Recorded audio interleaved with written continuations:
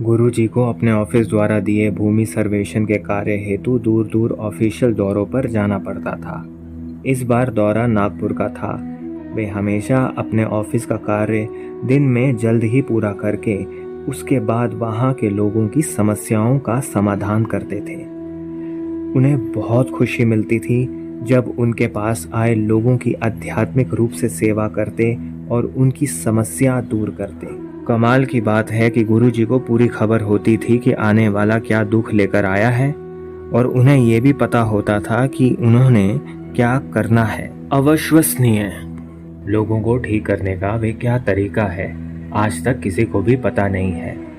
किसी के माथे पर वे सिर्फ हाथ रख देते, किसी को बालों से पकड़ लेते, तो किसी को कहते तू जा, मैं देख लूंगा, तेरा काम हो जाएगा। अगर कोई गंभीर बीमारी लेकर उनके पास आता तो उसके माथे पर अपनी उंगली से स्ट्रोक्स लगा देते। नागपुर में एक दीप सेठी नाम का व्यक्ति जो वहाँ कुछ दिनों से आ रहा था और लोगों को ठीक होते देख रहा था, अपने घर से कुछ खाली बोतलें लेकर आया। क्योंकि गुरुजी जब लोगों को जल घर ले जाने के लिए कहते तो उन्हें बोतल की आवश्यकता होती और वे लोग फिर बोतल लाने के लिए परेशान होकर दौड़ते थे। लोगों को जल के लिए खाली बोतल देते हुए उसे ऐसा लगता था कि वह उनकी सेवा कर रहा है। उसके इस तरह लोगों को बोतल लाकर देने के कार्य को गुरुजी देख रहे थे। कुछ दिनों के बाद गुरुजी ने दीप सेठी से पूछा, तुम किस काम के लिए यहाँ आते हो? गुरुजी, एक मेरा छोटा भाई है जिसका नाम यश है। वह मुंबई में रहता है और वो बहुत बीमार है। उसका बहुत इलाज करवाया लेकिन कुछ भी फायदा नहीं हुआ है। डॉक्टरों ने भी हाथ खड़े कर दिए। गुरुजी, मेरी आपसे प्रार्थना है कि आप मेरे साथ मुंबई चलो और मेरे भाई को बचा लो।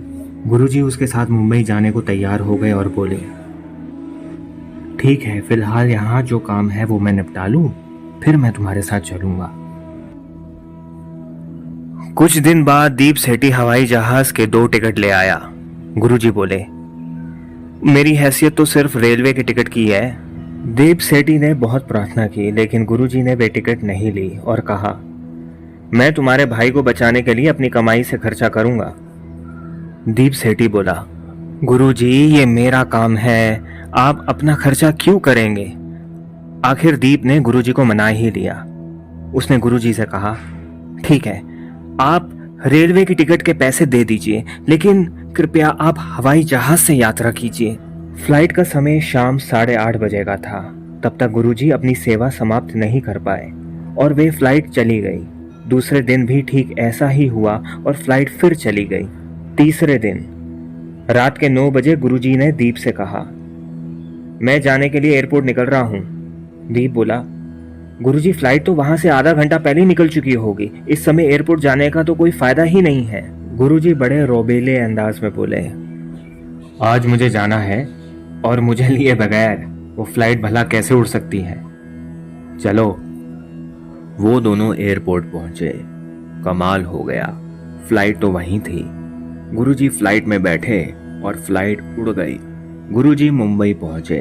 दीप का एक भाई गुरुजी व दीप को लेने एयरपोर्ट आया। गुरुजी दीप के घर जैसे ही पहुंचे वे फिएट कार से उतरे और सीधा उसके घर की तरफ चल दिए और तब तक नहीं रुके जब तक कि वे उस कमरे में नहीं पहुंच गए जहां दीप का भाई बीमार था। आश्चर्य है ना? ये और चौंकाने वाली बात थी कि गुरुजी यश सेठी और उसके कमरे को भी पहले से जानते थे।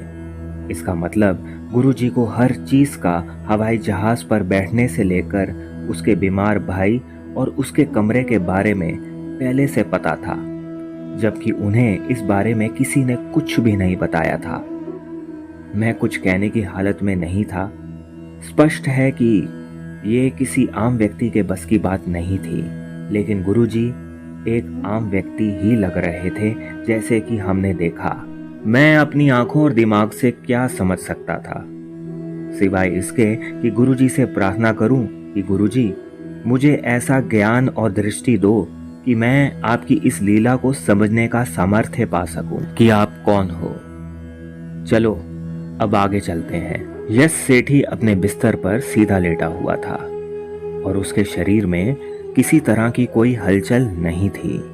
यहाँ तक कि कुछ खाने के लिए वे अपना मुंह भी नहीं खोल पा रहा था। लेकिन उसकी सांसों को चलाने के लिए उसके मुंह में केवल कुछ तरल पदार्थ ही डाले जा सकते थे। डॉक्टरों द्वारा दी गई जर्मन दवाइयों से भी जब कोई असर नहीं हुआ तो उन्होंने भी अपने आप को असहाय बताया। गुरुजी ने उसके माथे पर हाथ रखा। उन्होंने उसके लिए एक बोतल में जल बनाया और उससे कहा, विश्वास रखो, अब मैं तुम्हें खड़ा करूंगा। गुरुजी वहां कुछ दिन रहे और यश के शरीर के अंदर कुछ बदलाव आने शुरू हो गए। जब गुरुजी उसके पास आते तो वे मुस्कुराकर उनका अभिवादन करता। गुरुजी एस के जैन साहब को उसके पास छोड़कर स्वयं नागपुर अपने काम पर लौट गए।